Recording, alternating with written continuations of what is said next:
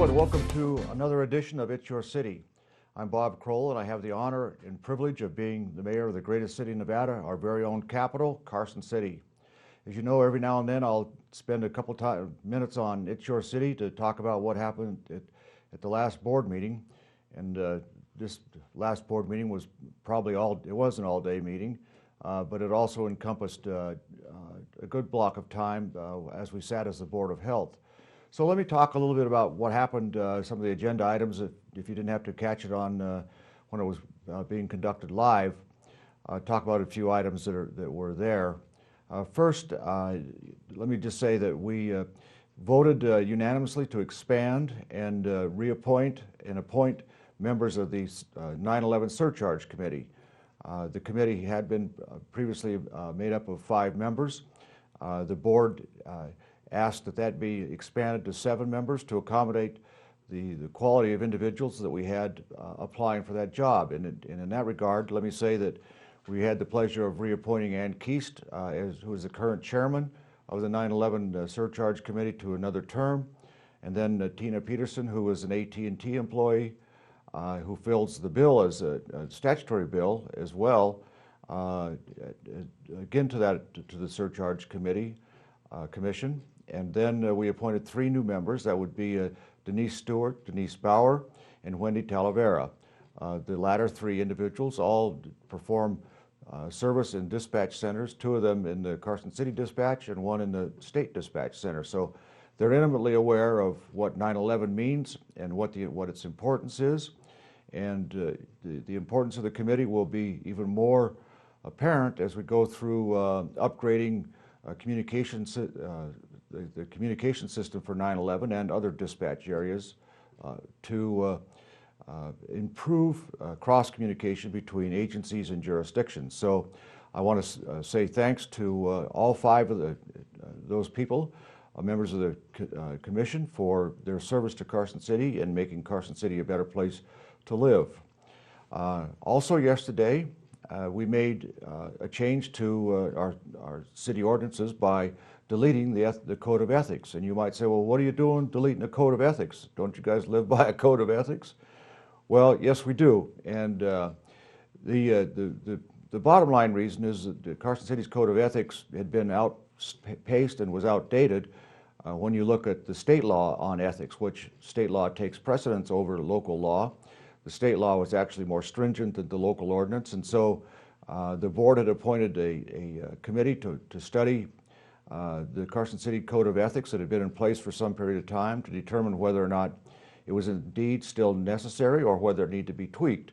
At the end of that drill study period, that committee, chaired by Andy Engelman, agreed or recommended to the board that we eliminate or repeal the Carson City Code of Ethics and in its place put an aspirational goal about the meaning of ethics and why it is important, and that in so repealing it, they weren't repealing the ethics requirements, but that they were saying that state law does an adequate and probably a better, and not probably, but does a better job at defining ethics rules for public officials to live by. And so I want to again thank the Citizens Committee for looking at our Code of Ethics.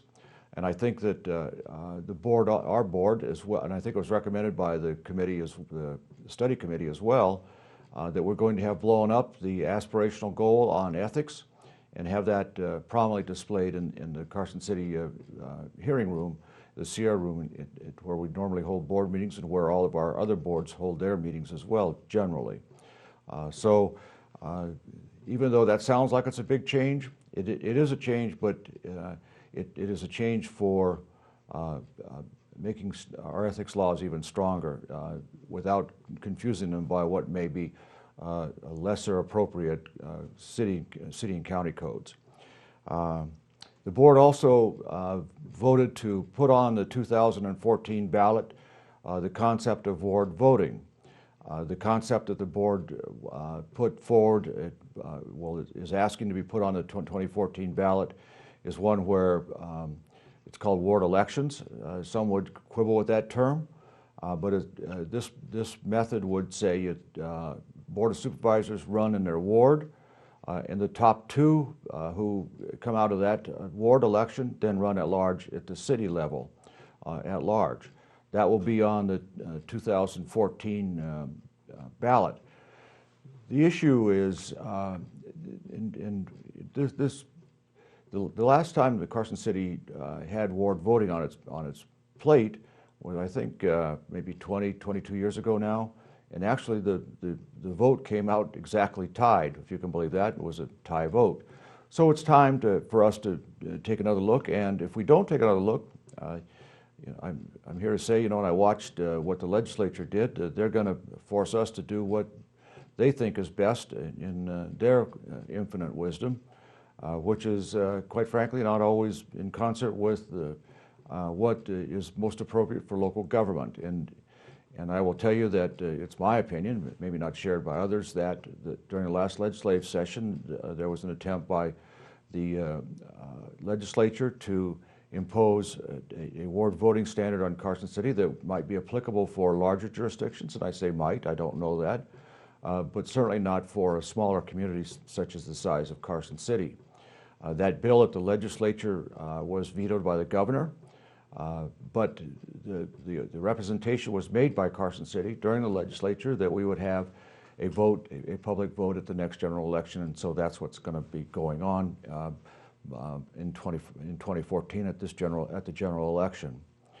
Also, let me say that we're pleased to accept the comprehensive annual financial report of our outside auditors, Kafuri and Armstrong. The outside auditors issue their report they look at the city operations to determine whether or not the financial statements presented by the city are correct and fairly present the financial position of the city. And I'm pleased to tell you that once again Carson City's outside auditors found that our financial statements, as prepared by our folks,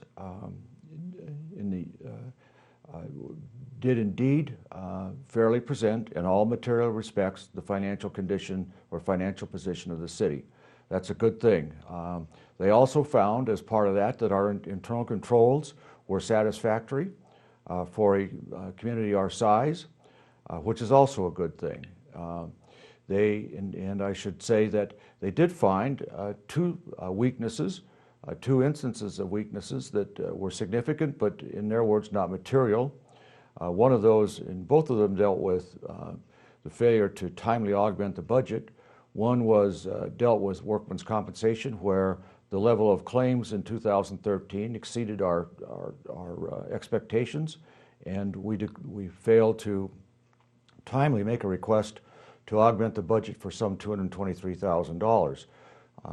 We have, at the same time, when the board accepted the financial report of our outside auditors, we also approved a financial plan of correction, and the correction on that issue that was approved by the board and recommended by our finance department and approved, I should say, by our outside auditors, was that we would timely look at augmentation, which we do twice in February and May of each year, and that we would reanalyze during that time the workman's compensation claims to make sure that we are timely augmenting and reserving proper amounts of money for workers' compensation claims.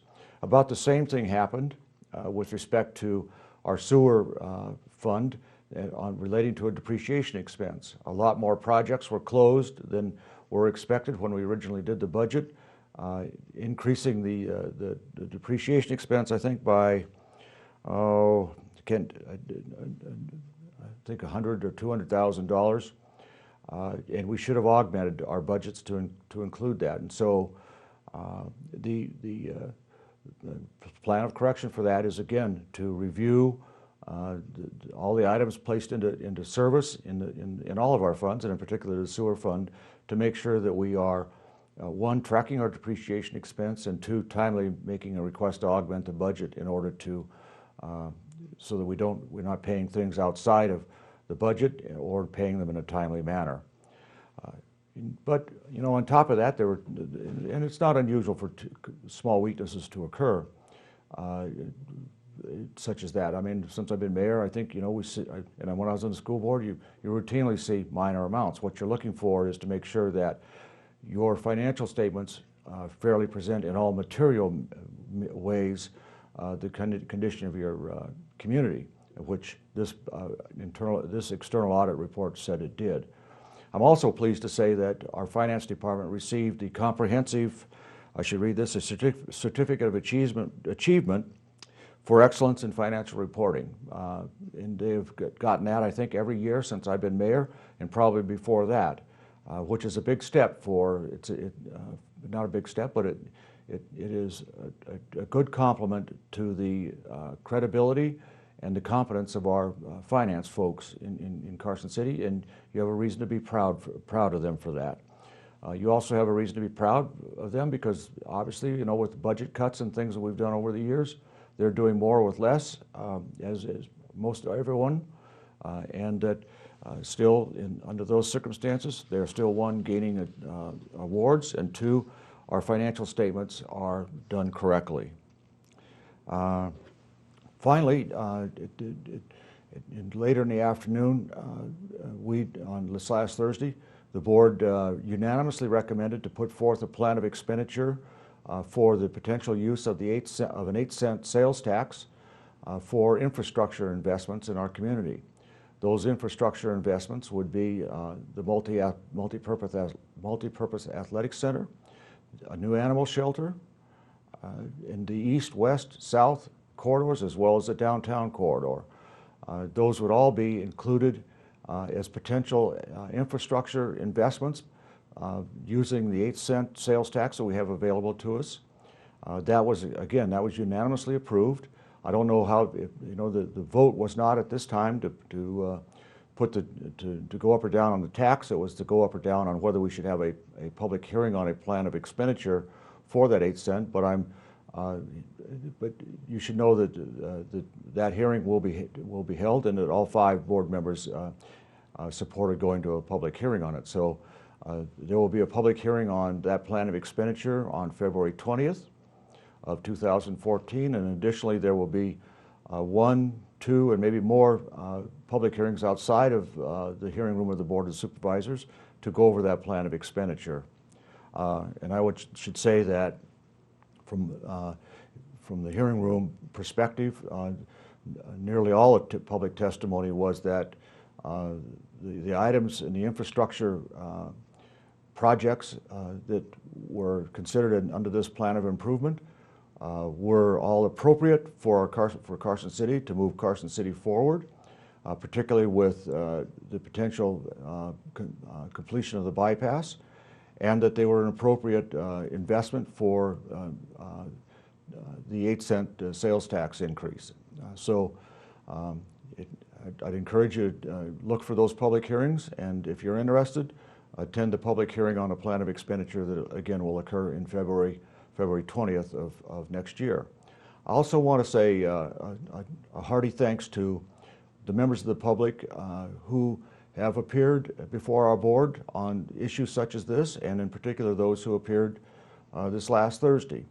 I will tell you that from my own perspective, their comments were presented in a competent, professional manner, without public attack, without a personal attack, and the quality of the comments all the way around, both pros and cons, was excellent. And so you have every reason to be proud of yourself as a community for the manner in which civil discourse occurs. And as I mentioned during that board meeting, if other jurisdictions could take a look at the way civil discourse occurs in our community, we should be a model for others to follow. That concludes my presentation this time on It's Your City. Again, I want to wish everyone a Merry Christmas and a happy holiday season. Please be safe.